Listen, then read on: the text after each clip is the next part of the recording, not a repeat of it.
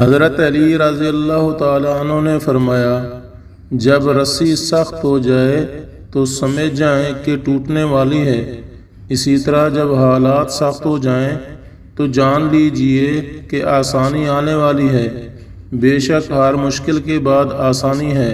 حضرت امام علی علیہ السلام نے فرمایا، صرف پیسے کا ہونا رزق نہیں ہے، نیک اولاد، اچھا اخلاق اور مخلص دوست بھی بہترین رزق میں شامل ہیں۔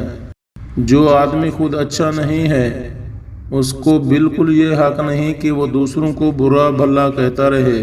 جو غلطی نہیں کرتا وہ فرشتہ ہے، جو غلطی کر کے ڈٹ جاتا ہے شیطان ہے، اور جو غلطی کے بعد توبہ کر لیتا ہے وہ انسان ہے۔ اپنے دشمن سے انتقام لینے کا سب سے بہترین طریقہ یہ ہے کہ انسان اپنی خوبیوں کے اندر اضافہ کر لے۔ کسی انسان کے کم ظرف ہونے کے لیے یہی کافی ہے کہ وہ خود اپنی تعریف کرنے پر مجبور ہو۔ بار بار آنسو صاف کرنے کی بجائے اپنی زندگی سے اس کو ہی صاف کر دو جس کی وجہ سے آنسو نکلتے ہیں۔ انسان زندگی میں مایوس ہو جائے تو کامیابی بھی ناکامی نظر آتی ہے۔ ہم اس دور سے گزر رہے ہیں جہاں اپنے تو بہت مل جاتے ہیں مگر اپنا پن کسی میں نظر نہیں آتا۔ سہنے والوں میں اگر صبر برداشت آ جائے تو کہنے والوں کی اوقات دو کوڑی کی رہ جاتی ہے۔ جو انسان اپنے والدین کے لیے دعا کرنا چھوڑ دیتا ہے تو اس کا رزق روک دیا جاتا ہے۔ اللہ تعالیٰ دیر ضرور کرتا ہے مگر کبھی بندے کو مایوس نہیں کرتا۔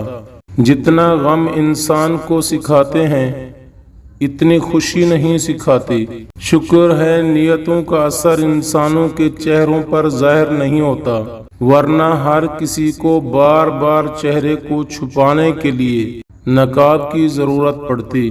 آج کا انسان جتنی انرجی اور وقت دوسروں کو خوش کرنے کے لیے لگا رہا ہے، اگر اتنا وقت خود کو مطمئن کرنے اور خوش کرنے میں لگائے تو شاید زندگی کا رنگ ہی کچھ اور ہو۔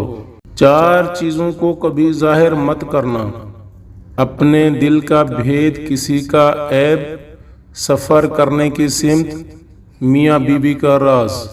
دلوں کے اندر بسنے والے بالکل پھولوں کے جیسے ہوتے ہیں، دنیا سے چلے بھی جائیں تو پیچھے یادوں کی خوشبوئیں چھوڑ جاتے ہیں۔ ایک درخت ایک شخص سے کہنے لگا، میری عادت کو اپنا لو، ہمیشہ کامیاب رہو گے۔ جب بھی کوئی مجھے پتھر وغیرہ مارتا ہے میں بدلے میں اسے پھل دیتا ہوں۔ اکثر بے سکونی کی بڑی وجہ یہی ہے کہ انسان اپنی پریشانیوں کا ذکر ان لوگوں سے کرتا ہے جو عقل سے خالی ہوتے ہیں۔ جس کا بلڈ پریشر ہائی رہتا ہو اس کو چاہیے خشک دھنیا باریک پیس کر برابر وزن میں شکر مکس کر کے 1 چمچ صبح اور 1 چمچ شام کو پانی کے ساتھ استعمال کریں۔ انشاءاللہ تعالیٰ کچھ ہی دنوں میں بلڈ پریشر نارمل ہو جائے گا۔ اس کے علاوہ چھوٹی چندن باریک پیس کر اس کے اندر اسبگول کا چھلکا مکس کر کے آدھی چمچ صبح اور آدھی چمچ شام کو استعمال کریں۔ 5 منٹ میں بلڈ پریشر نارمل ہو جائے گا۔